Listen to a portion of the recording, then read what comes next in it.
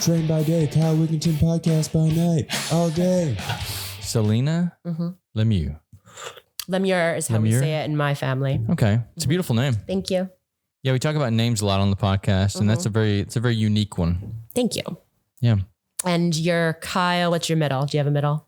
Owens. Owens. Oh, does that matter? I don't know. I'm just curious. Yeah, it's my mother's maiden name. Okay. Oh, that's cute. I like it when that happens. Yeah, Kyle Owens Wigington. Mm-hmm. Okay. K-O-W, Cal. Do you have a middle name? Julia. Julia? Okay. I'm named after my dad's mom and my mom's mom. So Celine was my paternal grandmother, and then Julia was my maternal grandmother.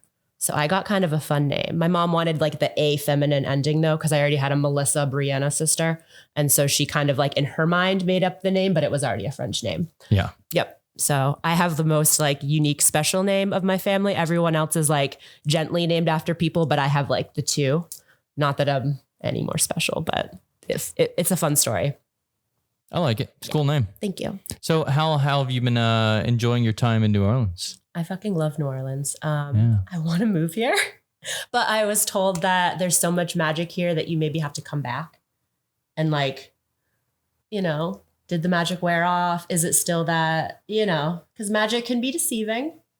I personally don't think it's deceiving me. I think it's just telling me you need to be here in the winter and then maybe in the summer when it's gross and so hot and the music dies down to go back to Maine and spend time on the lake, or somewhere else that can be a little more temperate, because it gets hot down here in the summer. Yeah, it does get hot. Yeah, but I definitely think you have to come back in the summer.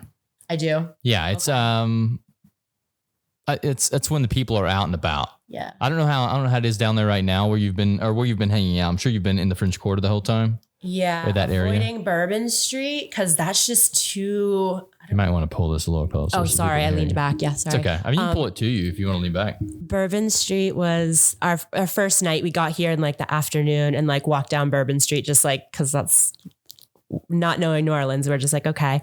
And then it's like flashing and rah rah and people are drunk and we're like, this is interesting, but this isn't our vibe. And then we found Frenchman Street and we're like, okay, this is where we want to jive.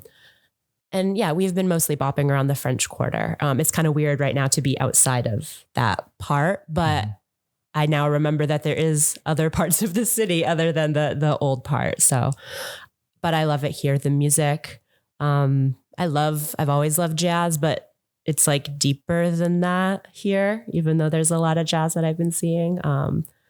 And just a lot of variety within jazz that I'm learning about. I don't know, I could go see music every night in this city if I wanted to and see something so different. And to me as a music lover and a dancer and someone who enjoys culture and meeting people and seeing other people enjoy themselves, I'm just like, oh my God, I need to be here. The music scene in my town it's there. And for Maine, it's okay. It's the best one in Maine, but it's still low end. I wouldn't say lower quality, but I mean, people aren't flocking to Portland, Maine to be a musician, it's just the musicians we have around. Yeah. Now this may be a good place for you, this city, because I mean, there is music here all the time. It's what brought me down here was the fact that there are so many unique people coming through the city all the time and the music too. The music scene's great. And if you're it's great down on Frenchman and in the French Quarter, but the neighborhood bars like this one right here, there's a lot of cool stuff that happens around here too. Okay. Like we have open mics every Thursday. Awesome. And all the neighborhood musicians come out and flood the open mics. Yeah. So these are really cool, like local scene in the neighborhoods. Okay. Yeah. I want to check out more. This is my last full day. So I'm definitely coming back to probably scout out a place to live. But I will make sure that I kind of spread my wings a little more outside of like the French Quarter and all that, which I probably will still spend a lot of time there, but, definitely, check out these other things. Cause I'm sure, I believe that there's so much more, outside of that concentrated sort of more touristy area. Yeah, I'm sure you met enough people down here this time that they can kind of steer you in the right directions whenever you come back. I've made so many friends. Oh my God. I mean, people here are different. I think in the warmer temperatures, well, it's not warm right now, but where the temperatures are normally warmer, hearts are a little bit more open or people are a little bit more at ease. And I don't know. I meet friends at the cafe I frequent, or, when I'm out, or it's just on the street even. And I'm just like, what is this place? Like these are my people, because I want to act like that. I do act like that in my town, but it's different. People are like, oh, is she trying to be my friend, or is she hitting on me? And it's like, no, I'm just being pleasant and human and enjoying your energy if your energy is vibing with mine. Yeah, no, you have a very good energy. Thank you. So tarot. Mm-hmm. Okay. So you're a tarot reader. Mm-hmm. Okay. Tarot has always fascinated me. I have a lot of friends that are very skeptical of tarot, but it's do you meet people like that? I love the skeptics. I kind of want people to be a little skeptical. When I get a reading, I'm skeptical. And when I first got into this world, I was very much a skeptic. But yeah, I love that. And I think it's really healthy to not just believe anything you hear and to just fall down some rabbit hole. I think it's so important to question, and to not just let yourself be taken away. Obviously, there's a time and a place for being taken away. But when it comes to what tarot is about, which is like the human condition in our lives, like I think it's really important to question. And tarot is really just making people think. I'm not predicting futures. Some people that maybe have psychic tendencies can do that and advertise as that, but that's not what I do. It's all about like the themes in your life, the lessons. I'm also a coach by trade, so I get to like use my coaching to read for people. And then I'm highly intuitive, that sort of in between of like the predictive psychic stuff and the blocked, not aware, not spiritual. And it's like this spectrum, I think. And I fall in the middle where I'm not predicting anyone's future, but I'm helping them maybe realize what's going on in their life and maybe a direction to put focused energy towards. Interesting. Mm-hmm. Yeah. What fascinates me about it is I feel like everything around us is mathematics. And I feel like even pulling cards out is mathematics. Oh, like the probability. Yeah, like it's supposed to be in this place at this time. So the reason I'm reaching out for this card and pulling this card is because I need this for something. I mean, do we start touching the cards now? Let's start touching the cards, yeah. I mean, we have a pretty hard out. Let's see what time it is. 1:05? Okay. We're only just getting started. Okay. I'm sorry that it's so like limited. No, it's okay. Yeah, I mean, an hour podcast is usually what we do anyway. Okay. So we're fine.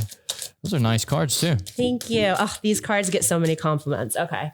So since I'm reading you, I want you touching these, but. Yeah. What's the protocol here? There's a lot of different ways, but what I like to do is I like to have the queern, which is you in this case, start touching the cards, moving them around as you feel. Ooh, oh, we're gonna keep that. What does that mean? Is that a thing? It is a thing. It's a jumper, okay. Or it can be a clarifier. Move them around, touch them. If you want to try shuffling, they don't love to shuffle like playing cards, but they can if you have that skill. They're a little stiff. Yeah, that's called the fishbowl. And if any cards start to call out to you, I would love for you to kind of pull them out. Keep them face down.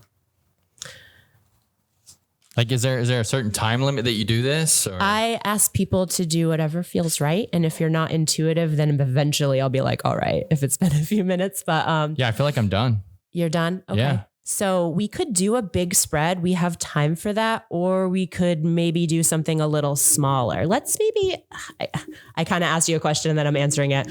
I feel like let's do what I call a mini cross, which is a version of the Celtic cross. Okay. So I want you to, what is it? 1, 2, 3, 4, 5, 6. I want you to choose 6 cards and hand them to me, but I'm going to be putting them out here. Okay. This one. Okay. This one. Are you being just like, are you like choosing? Or? Just random, yeah. Okay. Isn't that, I mean, cause you can think more about it if you want. Well, no, I feel like, okay. Yeah, no, do your thing. It's like what I was saying about the mathematics, right? Like, I feel like I'm choosing cards because of what I'm supposed to choose right now. Okay. Like that's the reason that one jumped out for some reason. Oh, okay. No, is that enough? We're good. Yeah. Okay. You can like contain them, but we might look to them in a little bit. Okay. We'll put those right there. Yeah. So all of these cards have a position, and that means the position has a meaning, which gives me a little more insight into like how I can interpret the card. So we're going to start here. And this is you. Are you in touch with your emotions and like comfortable with your emotions? Absolutely. Yeah. That's represented in this card. So this position is you in the situation, either your life or if there's something big going on. And then this is the cross or the challenge. And this card is about, it can literally be about travel, or it can be about a need to separate oneself from a situation. Is there anything like transitional coming up for you? Or have you been like pulled in a certain direction that seemed unexpected? What do you mean? It's hard to say. Like, well, what's going on in your life? This is going to be related to like your thoughts, mental energies. The swords are representative of that. So I'm wondering if there's been some idea that's kind of changing the way you've been going about your world, or something there's a shift happening and you're being challenged by this shift.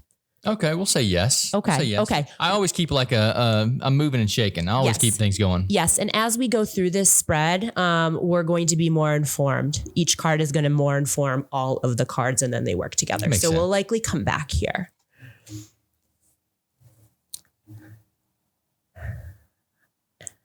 You not maybe. You used to be not so in touch with your emotions and more closed off. Like, were you a very different person in your childhood or growing up? I would say that, yeah. Yeah. Were there some domineering forces in your life, things that held you into a deep structure or a certain path? I think it was just me. It was you, like self. Okay. This is weird, but I'm really nose drippy. Can I like go get a tissue? Yeah, the bathroom. Am I fucking things up? No, you're good. Bathroom's right there. I have some in my bag. Okay, yeah, grab whatever you got. Okay. Yeah, and after this is over, I'll take a picture of this so we can post it over the podcast so the viewers can see. Yes. Somewhere I have a tissue. We've pulled the Queen of Cups, the Six of Swords, and the Emperor. So far. The Emperor is in the position. Can you hear me while I talk, or should I not? Well, I can hear you, but yeah, if you want to like wait. I'm going to keep the tissues with me because... All right.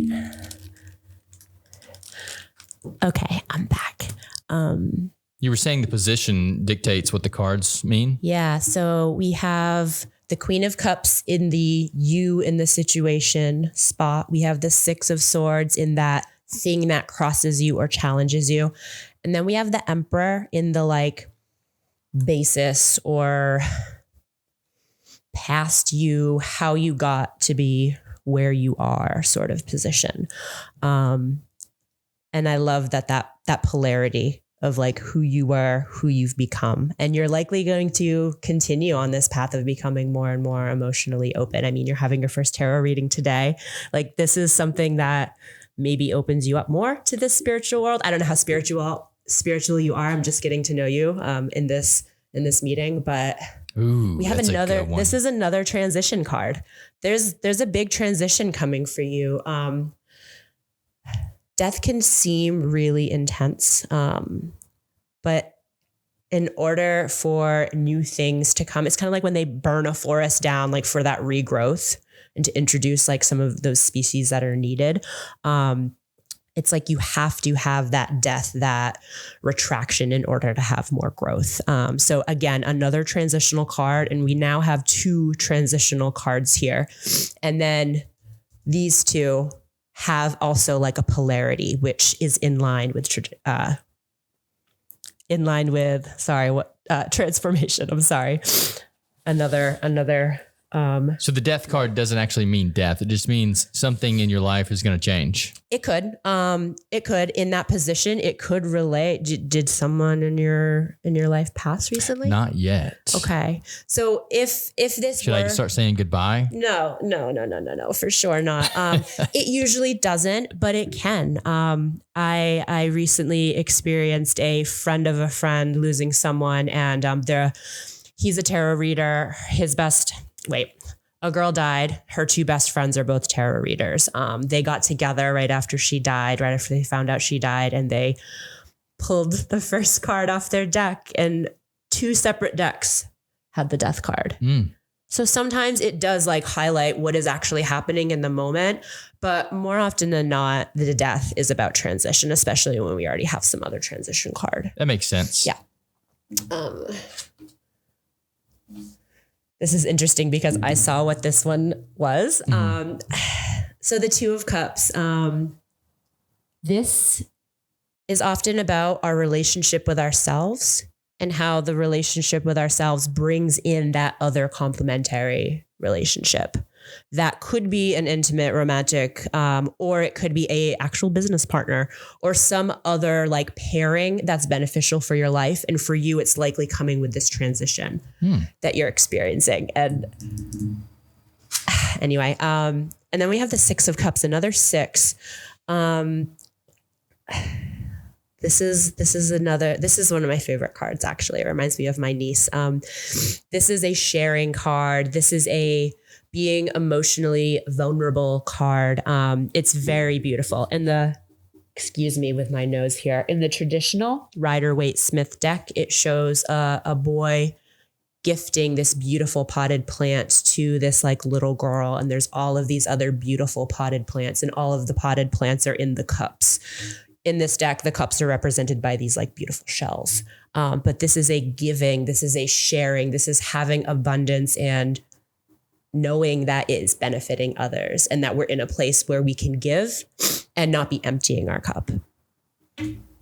And so first of all, this position was or is subconscious or just below that conscious level. It might not be deep subconscious, but it's that maybe we don't fully admit it, or maybe we have dreams about it, or maybe it's something we think about, but we haven't put action into the world about it. And like, you can give me insight if that's resonant or not, or we can kind of talk about it after we continue on. I know I sort of skipped around.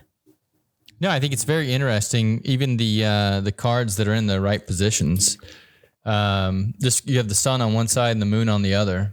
Oh, look at you paying attention to the details. That's beautiful. I love that. That is a very like forward energy too. If it were the other way around, it might be a little bit of it might say a backward energy, and not necessarily in a bad way, but a regression, a coming within. But this seems like a moving from within to without sort of way.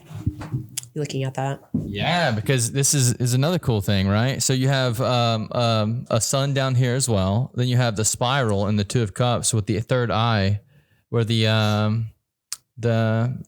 pineal gland could be, right? Yeah. So this is actually in the traditional decks, the medical caduceus, that like spiral that has like that medical symbol at the top.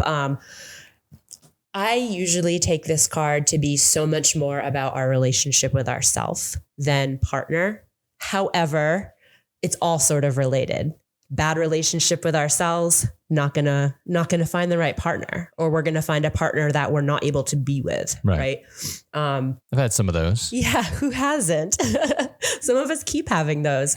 But I don't know for you with whatever you're doing in your world with like business, this could be a business partnership. And it feels very much like not one part of your life this spread is referring to. It feels like this is, I wouldn't say general, but touching on a few different things, how you got to be where you are. There's this transition happening and I don't really know yet what that is. And maybe you don't, but maybe now you start thinking about, am I transitioning? Like, have I been moving towards a transition? Maybe that's a partner. Maybe that's a business partner. Maybe that is someone that you're randomly going to meet and they're going to spur some idea in you that's going to further you on your emotional journey or maybe even spiritual journey. And then here is just giving. This is you moving forward. I want to hear how that resonates. Like, do you define yourself as giving? Like, are you an earth sign in astrology? I am an earth sign. Okay. Yeah. But I mean, I give all the time. I mean, I'm always helping people do whatever they need. That's one thing this platform right here allows me to do. The bar, and not just the podcast, but the bar in itself. We do a lot of things to give back to other artists. Do you own the bar or you just work here? No, I just run the bar. Yeah. Yeah. So the man who owns it never really comes. Yeah. Yeah. So he just kind of lets me do my thing. That's awesome. But yeah, I'm going to take a picture of this one. Please. And then should we look at the jumper before I take a picture of it? Yeah, let's look at the jumper. Okay. We'll take a picture of the jumper too. So the jumper, our clarifier, we have the lovers. Oh, interesting. So that gives this a little bit more of a direction. Mm-hmm. However, it doesn't have to, but my intuition is like, I feel like this is a direction. It depends on what you feel, what is resonant, like how you read this as I've spoken about it and what energy it's sort of stirring in you. I see there's a lot of duality in this. There's definitely something going on. The 2 6s, which is an even number, these 2s, the transitions, the polarity for sure. It's very interesting. I don't know what any of it means, but it sounds cool. Okay. Yeah. Let me take a picture of this. Yeah, of course.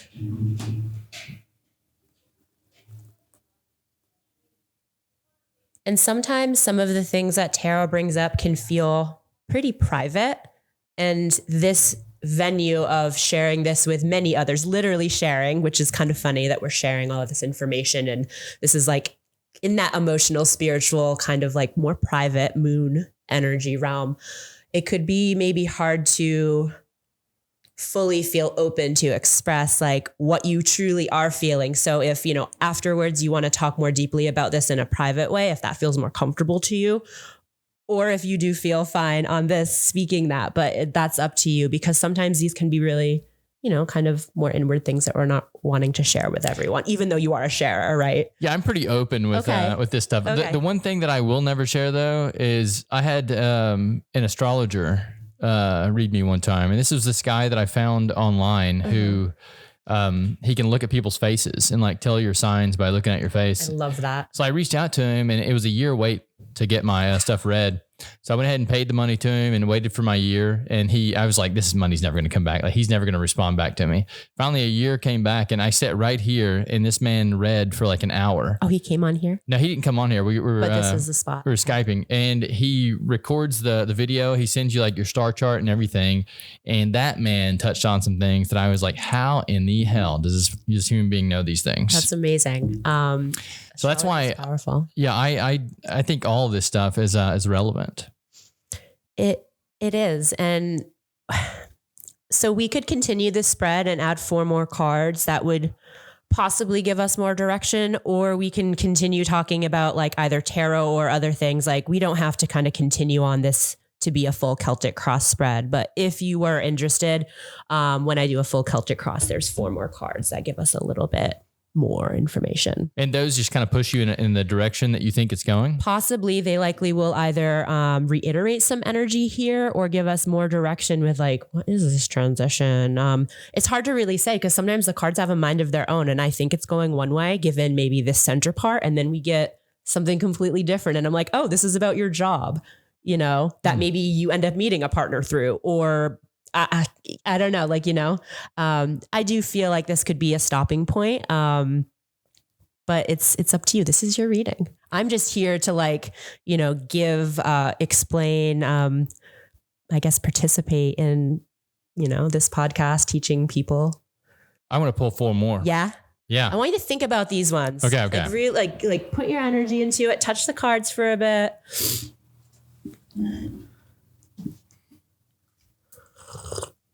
How did you get into tarot? My ex-partner was a tarot reader, an ancestral tarot reader. So his grandmother was a Czech tarot reader. And back when she learned, it was like forbidden.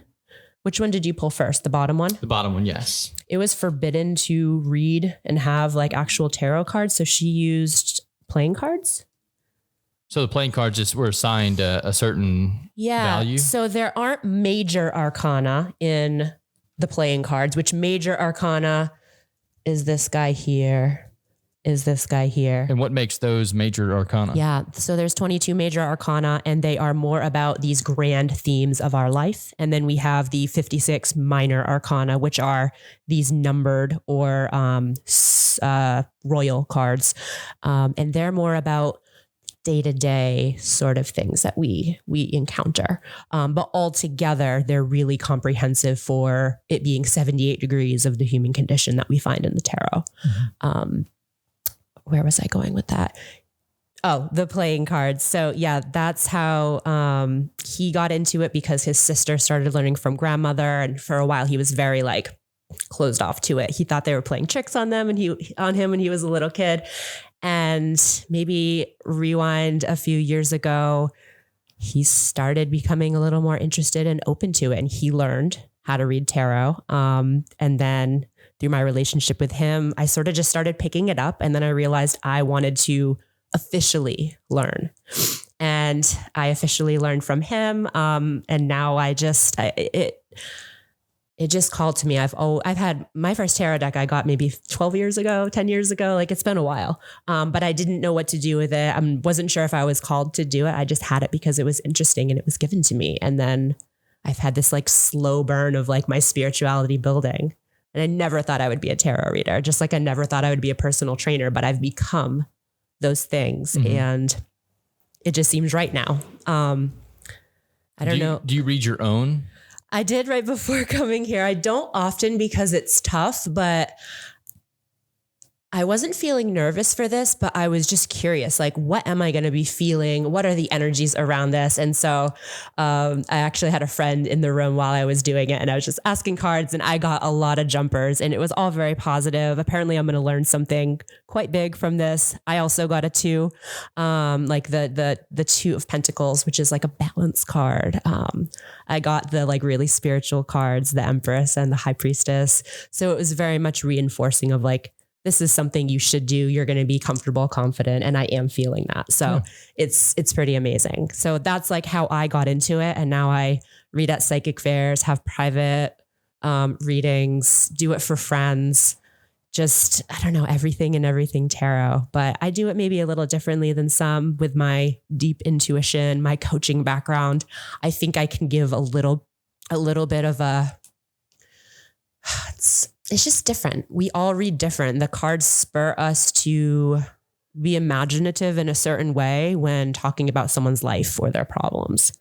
And then the images on the cards lend to that as well. Like this deck has a very certain vibe. Other decks are maybe have more men in them or more violent scenes. Death in some decks is like really aggressive. So yeah, I'm kind of trailing off there with my answer. But I think it's time to look at these cards after I give myself a wipe. So while you're doing that, yes. One day I was in the bar here and I found a deck of tarot cards here. Someone had left. Is it still here? It's not still here. The guy came back to collect them. That's okay. But I texted one of my friends and I was like, hey, I found this deck of tarot cards. Like, what should I do? Mm-hmm. And they're like, well, they're not yours. So, because like apparently that's like a taboo thing, right? If you find a deck of tarot cards, that's what she was saying. Interesting. Did you pull one? No, I didn't. I kept them in the bag. Okay. I was like, as soon as I saw what they were, I was like, eh. That's interesting. And before that, did you know much about tarot? Like, have you ever been like, you know what I mean? Like, is this of interest to you? Like, I'm pretty well versed in the esoteric, you are? Okay. but I don't know anything about tarot cards. Okay. That's one realm I haven't really dove into yet. But yeah, I know quite a bit about energies and such as that. And like I said, I reached out to the guy about the star chart and things like that. Human design, I've dove into that some. Yeah.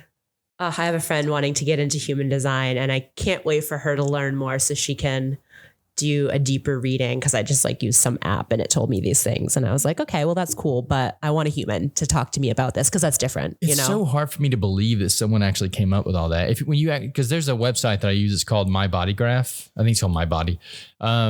And it's the detail they go into with that kind of stuff. It's insanity. And supposedly one man came up with all this. Oh my gosh. I mean, but he was definitely drawing from all of these other like personality typing and probably astrology, because like characteristics in humans are sort of like tend to be grouped. Right.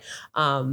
But I find it fascinating how it sort of uses a lot of that but is still in the esoteric world. And it's not like that business side of personality typing, which I don't know if you've ever done those before, but those are interesting too. Like the insights. Myers-Briggs and stuff. Yeah. Myers-Briggs, insights, Ace of Wands. That's a cool card. Yeah. So this is another like reiteration of you and your environment. And this is like passionate energy. This is that sort of like beginning of a passion. There's a lot of like something from nothing or something that is just sort of like come to us. Sometimes it's a sign. With this card, I feel like it's come to you through the path you've been on with your career. I feel like this is a little bit related to your career, but we'll see. We have another cup. You and your cups for an earth sign. You're getting lots of water energy, and that's really amazing that you have that balance. What sign are you of earth? I'm Capricorn. You're Capricorn. Yeah. Okay. So this is this is just Capricorn. So that's amazing. I should have guessed that before, but okay. Yeah. You balance your earth energy well with your emotions. This card for getting your first tarot reading. This is like a positive sign. This is like that creative, this person's literally having a tete-a-tete with a fish. Have you ever had an animal come to you, animal signs, anything like that? Like, well, animals love me. Yeah. Animals love you. Okay. That makes sense. What are your creative pursuits? Like that might be what this is. Like is there a creative pursuit that's been recently added? Yeah. I work in film. Okay. Yeah. So, I mean, that kind of stuff. Okay. Is that a new venture though? It's not a new venture. I've been doing it now for about 10 years, but there's a new project that we're working on. It's a very big project. You're magic. Okay. So we're getting the Magician. Are you apprehensive about this esoteric world and how you fit in it? Oh, no, I feel like I'm pretty confident. You're pretty confident in it. Okay. So This spot is hopes and fears. And sometimes our hopes and our fears can be strangely like mingled. So you're confident in it. What do we got here? But I do have this unbridled confidence in everything now. Like I know that I'm going to fail always, but at the same time, I'm going to keep pushing forward. You can like know you're going to fail, but still have confidence. That's actually it's a really good balance. And you have so much balance in this spread. And it's strange because a lot of times earth signs are too down to earth, too grounded, like need help with motivating, but you have these motivating energies. You have this creative side, you have the emotions. And I almost am like, what's the red flag? So up here in this last card, we have the Four of Pentacles. And is this your only pentacles? Yeah, this is your only pentacles. So this card, sometimes we hold on to things really tightly, things that we love, things that make us feel secure. And given what you've said about yourself, I don't see this as being a traditional meaning of this card. I feel like this is telling you to hold on to this beautiful magic, this beautiful balance you have with your earth sun energy. And that this path is just so right. Did it take a bit for you to get onto this path, or have you been doing what you've been doing for a minute? Oh no, it took a while. Yeah. I went the traditional path of 9-to-5 job for a while before I actually managed to get into what I do now. Okay. I read this as this being a little bit more job related for you. However, because of the emotionality you have, your job is related to your relationship with self, the possibility of like a partner in all of that, in all of your like growth, that like really big change you've made through who you were. Sometimes our sun sign is like the more early stages of who we are and how we sometimes just come off, and then we grow out of that. And we grow into some of the other of our top three. So maybe you're becoming less and less Capricorn in general, and more, maybe there's some water in your chart, or maybe you're just getting so much water in this reading because it's your lesson, because it's so beautiful and important, and you've added that in, and it's been so complimentary. So this is just a really beautiful and magic. These two are so magic, like so magic. And then you already have like, this is just so interesting. Yeah, I think you need to hold on tight to what you're doing. And I think you need to keep doing it. Keep finding ways to reinforce this vibe in your life. Very interesting. I'll take another picture of this. Yes, please. Yeah, this stuff, it fascinates me because once again, I feel like all this stuff happens for a reason, including the cards that you pull. For sure. And another tarot reader might read this very differently, but another tarot reader might feel your energy differently. So I'm using your energy, I'm using my energy. The cards are giving me energy and magic, and it's just sort of all coming out in this way, but this was a really, really good one. Sometimes doing a reading on a stranger, it's just like, what's going to come out? Like, am I going to get like all of the more negative ones? Therefore, it's more of a negative. Because if all of the negative ones come out, there's going to be that more difficult, challenging vibe. But so much positivity and the contrast here that is just like, it's very forward moving. And I love that you saw the moon and the sun opposing that really, you like read a little. Are you going to become a tarot reader? Do you want to learn? I mean, I could, yeah. Do you feel intuitive as a person? I bet you are. I'm very intuitive. I don't think tarot is my calling. I think it's a very cool, and once again, if I learn more about it, then I might jump into it. Yeah. I don't really know. Like I love thinking about like, what am I even saying here? I love the esoteric realm, but I don't understand a lot of it. Yeah. I think that there's a place for it. I think that more people should be open to it. Yeah. I think that a lot of time, especially in academia, I think academia sometimes puts this stuff to the side as pseudoscience when there's more to it than they give it credit for. Mm-hmm. And honestly, tarot has so many like psychology draws. I mean, even Jung he wrote a book, I believe, about tarot, which is just fascinating. And I feel like more than anything, it's psychology. It's the human condition, and yes, of course, I am inspired to say certain things given my knowledge of the tarot and my energy and my intuition. But it really is just like these things we all experience, but how it comes out sort of shows maybe the parts of us that we not always are hiding, but like those just major things, those things going on in our world. So you were saying that there are different ways to place the cards. Is that for different readings, or like, how does that work? Yeah, there's so many different spreads. This is like the most common big spread, but there's so many. I haven't played with a lot of spreads. I started doing like a year end into the next year sort of spread around New Year's, which was a little fun. But then I had a reading that was really tough. And for some reason, it gave me that bad taste in my mouth about that spread. Sort of like when you eat something and then get sick, you're like, I don't want bacon anymore because I puked bacon, which would be so sad to not love bacon. But so I kind of feel a little apprehensive about that spread. And it's not the spread's fault. It's just my sort of resistance to like, I don't want to repeat that situation. But the situation will only be repeated if I have another reading with someone who is closed off. You were very open for this. And that made it, I wouldn't say better, but just facilitated. Can you give me an pleasant. Can you give me an example of the person that was closed off? Yeah, just, wouldn't answer questions, had nothing to say about anything I said. So there was no conversation. Like, this has been a conversation between you and I. And it was just me talking about the card, what it meant, maybe what it meant for them, given my intuition, and then dead silence.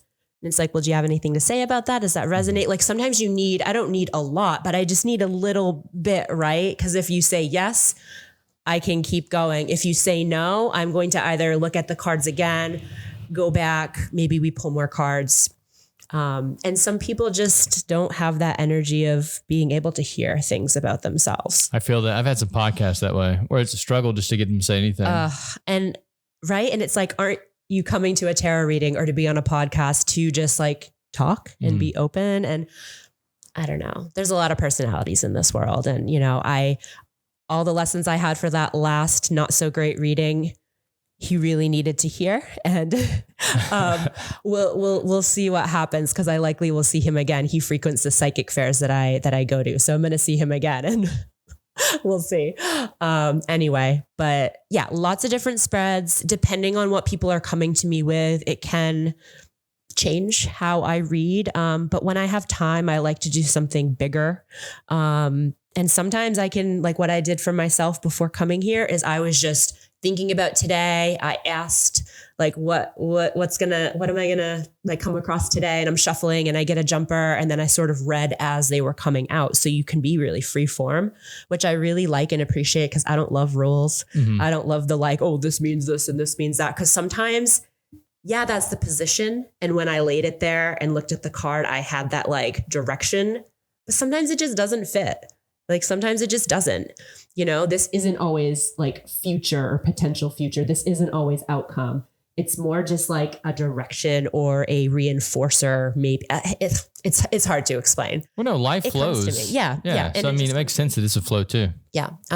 So you like esoteric stuff, but maybe not tarot to learn. So like what draws your interest? Yeah, it's for me, it's, I guess I got into it. Someone gave me a book called The Science of Yoga. And that's what really drew me into the esoteric world. Cause I was like, there's a lot more out there than just what I was raised on. Yeah. Raised in a Christian household. Came down here to kind of explore, what the rest of the world had to offer. And then, this is a very open city. Yeah. So being down here, you're in touch with a lot of unique people from all across the world. And it just kind of expanded my mind. And then practicing meditation and more Hindu type beliefs has really brought me down this road. Wonderful. So that's why I was referencing like the Kundalini energy with the third eye. It's at the top card, kind of looks like that to me with the sun being down at the bottom with like the lower chakra, the energy rising up. I don't really understand these middle cards, but I mean, that's something that I'll have to look into because I'll definitely take this and I'll walk away from it. Yeah. And I'll write these cards down and go look them up myself and kind of like figure out, like I said, it's all interests me because we pulled this specifically out for me. Therefore, there is something here that I need to take away from it. For sure. I feel that way anytime someone brings me a book too. Yeah. Like a lot of times people bring me books up here because we talk about weird shit like this all the time. They'll bring me books and I'm like, well, this universe brought me this book for a reason. There's got to be something in here that I need to learn. Like maybe one nugget if it's not all resonant. Like, yeah. So I sit down and I read the books that people bring me. And I don't tell people this all the time because they'll bring me all kinds of nonsense books. But like if they bring me one that's relevant to what we were talking about, I'll read it. Yeah. One of the guys I got into is Rudolf Steiner. Okay. I don't know if I'm familiar. He's a guy that has a volume of work that is insane. And he was writing around the early 1900s. And the stuff he was writing about was very profound. He was writing about the astral body, the etheric body. That's amazing. All these really cool things. I think one of the things that turned me on to him was that someone, I read a paper of his that he wrote, and the paper said, we'll soon have a vaccine that cuts the human being off from the soul. And I was like, that's fascinating because it was popping up around the time of all the vaccine stuff. It's fascinating. It's terrifying. Terrifying. Yeah. And he wrote this, I think it was like 1890 or something. Yeah. So he wrote this right before all the World War II stuff broke out. Oh my gosh. So I started looking into his stuff and I was like, there's gotta be something related here. So it brought me into his realm and he has some really cool stuff. I recommend looking him up if you get a chance. Repeat it. Rudolf Steiner. Rudolf Steiner. Okay. I might forget because I'm an air sign and be like, text you what? That's okay. You have my number. You can text me. Yes, for sure. Yeah. His stuff's kind of hard to read just because of his writing style, but it's worth checking out. Okay. Awesome. You mentioned you don't know how you feel about these middle two. Do we need to expand on that? Or is your vibe to just on your own kind of check it out and see what comes to? I just check it out on my own. Like the only reason my basis off these other ones are strictly off the visual aspect of them. Yeah. Because I don't understand those either. But looking at the cards, I mean, and you said this can change on other cards. So, I mean, I'm just taking my own, like what I know in my brain and going, okay, let me put this reference on there. Yeah. Yeah. I'll definitely take the cards and check them out myself. Queen of Cups, Six of Swords. Yep. Yeah. The Queen of Cups has a really deep creative energy too. And now that we got these other creative cards, I think that lends a little bit more insight. And now that I know that you have creative pursuits, maybe film is like a stepping stone for something further for you. I don't know if you feel that, like, I'm like trying to just speculate and I'm with you. kind of go on. I don't just have creative aspects in film. I live a very creative life. So when it comes to this entire world, I look at it like it's a system. It's a system that I can manipulate and create and do things for the better, and like not for the worse, but for the better. So even like the system of government, like I've designed a system that could potentially be better than our current form of government, but getting this implemented is something that's, crazy difficult. Yeah. We were just talking about this with friends yesterday. We were like, how could we change the system? Like, what are the ways we could do that? I'd love to hear about it, but I don't know if this is the venue for that. Oh, I talk about it all the time. Okay, I've talked about it on several podcasts. Okay. I've reached out to thousands of people now to talk about this, and everyone's like, it's such a great idea, but getting it implemented is the problem. Right. It's very simple too. So when I tell you this, you're going to be like, this is so fucking simple. Why is it not done yet? Which is what a lot of people say. Yeah. But I think the problem with our current form of government is in Congress, Senate, House of Representatives. No one has a clue what's going on up there. They're passing laws that everyone's abiding by, all this stuff.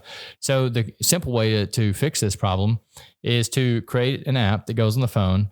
Every time the government goes to vote on something, it comes to your phone, and we deal with it just like a dating app. Swipe left, right, so people know how to use it. And that gives the politicians a potential way that they see their constituents like want them to vote. Okay. Yeah. So they see the way the constituents want them to vote. And if they don't vote that way, then we have a report card for each politician. So come time for election, we know exactly who's been working for the people and who's been working against the people. Yeah. So you can get them out. Wow. And you can also use it to poll on all kinds of stuff. So right now we basically depend on the media to tell us, what's going on in government when we could actually see what the people really want. Oh my gosh. You have to talk with my friends that I'm here with because one is a software engineer and the other is just like connected in so many ways. But I think that's so intriguing. So many questions, but also like, how do I even begin? Cool. Good for you. What an idea. I think that's this energy.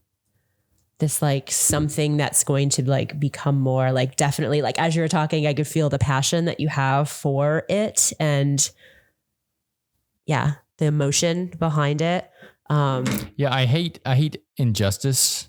And I feel like we live in a world right now that's just full of it. And it's full of greedy people that are taking advantage of people who need help. And I just can't stand for it, man. I've been looking for a way to solve this problem for a long time. And I think that's an easy solution for a very big problem. Yeah. How did you come up with this? Was this just like something you journaled about or like talking to people or? My brain, when it has time, it runs.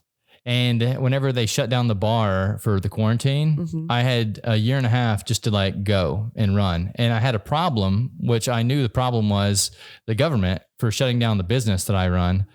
And I said, well, I'm going to make a solution for it. So I basically dove in headfirst into that problem and come out the other side with a solution. Yeah. And pitched the idea to probably like 50 or 60 people that have huge podcasts, and none of them want to hear it. I think so many people have a voice out there, but they're basically using their platform just to make money, not really to make change. Yeah. And even when they're presented with an idea that could potentially make change, but also could potentially put them in harm's way, because everyone knows that our government's corrupt as fuck.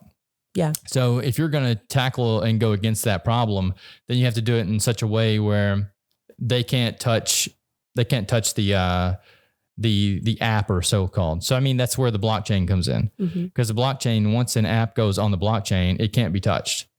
There's only a few people that can touch it, and those people are called oracles.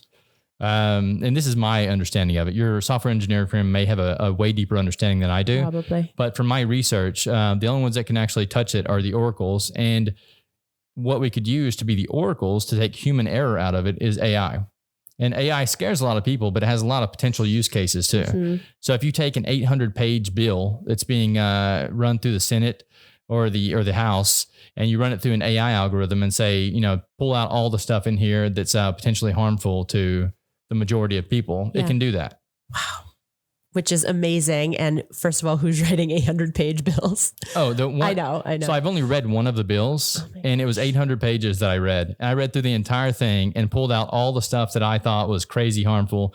And I think on page like 756 of one of them, I found 2 or 3 things that I was like, no one's ever going to read this far. Oh my gosh. Wow. But you did. I read one of them. Yeah. Oh my gosh. With tons of caffeine maybe, or are you not even a caffeine person? Not even caffeine. Oh yeah. my gosh. Just pure interest, passion. This is the passion card. Wow.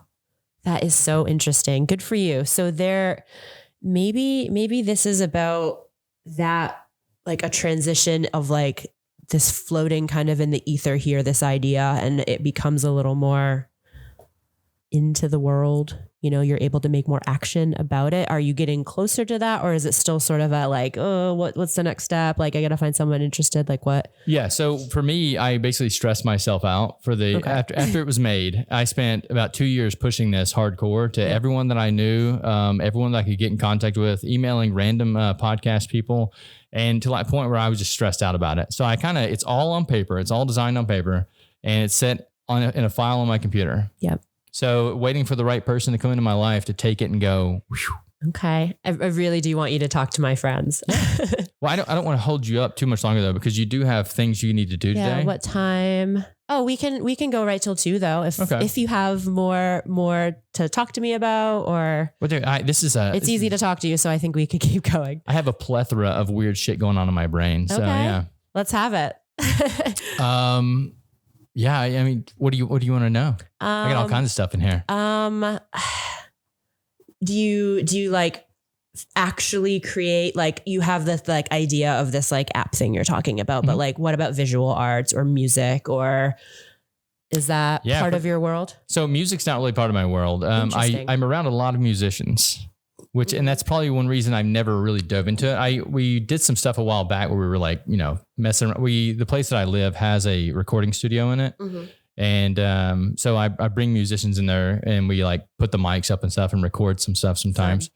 But when it comes to music, not really my jam. I have other people that, help me with music. Yeah. But for films and things that we do. Okay, cool. A lot of visual arts, a lot of just like, helping people out where I can. Like there's a lot of gamers that I do logos and things for, because I design 3D logos and transitions for them. Cool.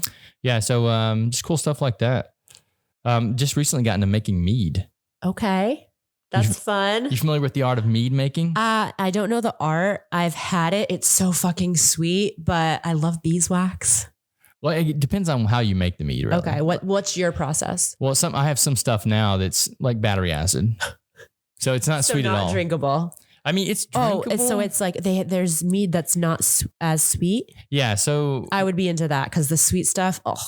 Ugh. Yeah. So when you're making mead, you put your yeast, your honey, and your water, and then you let it ferment. Mm-hmm. And the sugar basically turns into alcohol. Mm-hmm. So depending on how much sugar you put in there, that's the alcohol content you get. Oh. The sweetness comes in when you on the back end. Adding sugar back in? Yeah, you add sugar back in to flavor it. So sometimes when you're making mead, you get the alcohol content way too high. So they add sugar in to make it sweet. Oh. To kind of cover it up. That's so interesting. I know nothing about alcohol other than what I like to consume. What do you drink? I love a vodka soda with lime, light ice. I had mezcal though at Casa Borrega just a couple days ago, and I'd never had mezcal that was so easy. And then there were fresh oranges from the tree outside that we were like cutting them with. And that's my thing to do with tequila is I don't like tequila lime salt. I like sipping tequila like a highball and like no ice and just like eating an orange while you're sipping it. That's like my style. So I didn't realize with mezcal, it was like a thing, I guess, to do this orange thing with this like spice on it. Anyway, I highly recommend if you haven't been. I don't know where it is, but it's called Casa Borrega. So what do they do again? They put a spice on an orange slice? Yeah, he told me, but his accent was thick and I was drinking mezcal and maybe a little too many in. But it wasn't super spicy, but it just lended this, like, it kind of had a paprika sort of vibe. Like, and it complemented like the smoky or the light smoky of that mezcal. But it was, and according to my friends who drink mezcal quite a bit, they were like, this is like top notch. It was a really, really cool place. The art in that place was just amazing. And we sit down and we're all given menus and all of the menus are different. And the one I had was just like all of these like Spanish versions of tarot cards. And I was like, oh my God, like it felt really like on. I'm supposed to be here. And then my friends were like looking at their menu. They're like, why don't we have that on ours? And I was like, and then we noticed that they all had like different cover art. And I was like, all right, whatever. It was pretty fun. I love those little like signs. I'm a sign seer, whether it's an animal or like a situation or a feeling or. See, I feel that way about numbers. You do. Yeah. That's why I was saying, I think everything around us is math.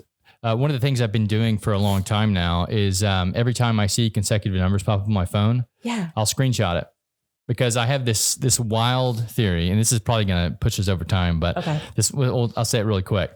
So I think that if we look at time is of course the fourth dimension. Mm-hmm. So space, 3 dimensions, moving through time. Okay. So if you actually wanted to communicate with a 5th dimensional entity, the way you would do that is through our commonality or time. So they could communicate with you over the course of your life. So what if this 5th dimensional entity is communicating with me through the consecutive numbers on my phone? So why consecutive numbers though? Can I clarify? Because I have a friend who's like freaking out about all these consecutive numbers she's seeing. And I don't know what to tell her about the meaning. So I want to like almost help her with that. For me, I look at it as just a pattern. Okay. So like if it was like, 546 the entire time or each time they wanted me to communicate, it would be hard for me to realize that. But if it's 111, then I can actually see that. So what I want to do is once I get enough data collected, I would like to put that into a wave form generator and see what that actually sounds like. Cool. Have you ever had a numerology reading or anything like that, or done anything with that side of numbers? I know, I've never done that. Okay, I had one here. It wasn't great. I think she, maybe if I would have paid for a longer session, we would have gotten into more, but they were resonant themes, I guess. She was like, you have a lot of energy and you're good with people. And I was like, okay. It's like, what do they do in numerology? Like they take your name at birth. Oh, your name? And then somehow that relates to numbers. I don't know if it's like according to the alphabet or if it just has other numbers associated. And then she like does all these calculations. She spent most of the time doing calculations, which was fascinating to watch.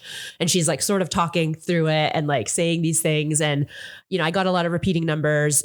It was cool, but I just thought I was going to be getting a little bit more like in a tarot reading, or at least the ones I try to give, like, I feel like there's a little bit more, or at least like things that maybe make you think. And I want people to come away from a tarot reading, like thinking like, well, what is that 6 of Swords energy? Like, what is that thing that's possibly transitioning, that's coming up or challenging me or giving me, whatever, who are this 2 of Cups and this Lovers? Like, is it my film or is it that app that's that passion project? Like I want you to come away from it with that. And after the numerology reading, I was like, is that all numerology is? And I don't think it is. I think it just was that reader. Yeah. Some of those people in the French Quarter, they're just looking for that dollar. Yeah. And I think because it's New Orleans, we maybe associate like a little more magic with maybe the readers here or something. And it isn't always necessarily the case, but it was interesting because I had never had one, but I find that interesting. I have friends that are seeing all these numbers. I always see 1111. I don't know, like. Yeah, for me, it's the pattern over time. And you have these 2 6s, you have 2 2s. So I'm not like, it kind of makes sense for you, right? Yeah, I'll have to break this one down when I get home later. Yeah. But I see the pattern over time with the numbers and things. Like if you're seeing one number you're doing one thing and you keep seeing that number over and over again, then I think that's something you're probably in the zone with. Do you have one of those right now that's like really apparent for you, like that keeps showing up? Oh no, for me, I'll show you my phone here. Yeah. Look how crazy I am. It looks crazy. Speaking in terms of, you'll see this. Look at these. Like these are all just consecutive numbers I've taken on certain dates. Like where I see them. Yeah. There's so many. There's a lot. Yeah. That's amazing. And I love that you've kept up with that. It's like almost like a collection of sorts. Yeah. So, speaking of the French Quarter and people down there that read, there was a lady that came in. I used to bartend in the French Quarter. Mm-hmm. There was a lady that came into the bar that I was working at the time. And she said her goal was to write an article over people who read, cards or palmistry, whatever it is. And she said she does it in LA, but she was going around to all these different places in the French Quarter and trying to find the best one. Mm-hmm. I didn't get which one the best one from her was, but she did say something to me when she was in there. She reads palmistry, Vedic palmistry. And she looked at my hands that day, and speaking in the creative terms, she said that there was the star on the I forgot what that's called. The Mound of Apollo, maybe. Okay. She said that was a very significant in the creative realm. Okay.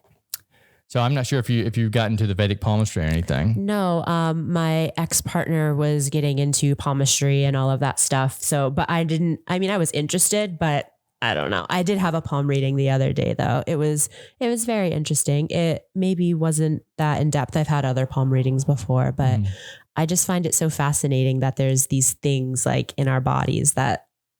Well, everywhere. I mean, it goes along with the creative aspect of this reading too. Yeah. Yeah. I mean, I feel like it makes sense that our bodies are the product of like those things that we are drawn to, that we're either actually doing with our hands or it's just like swirling around in our body, you know, that energy. What is the saying? Sense. As above, so below, as within, so without. As above, so below is the phrase for the magician.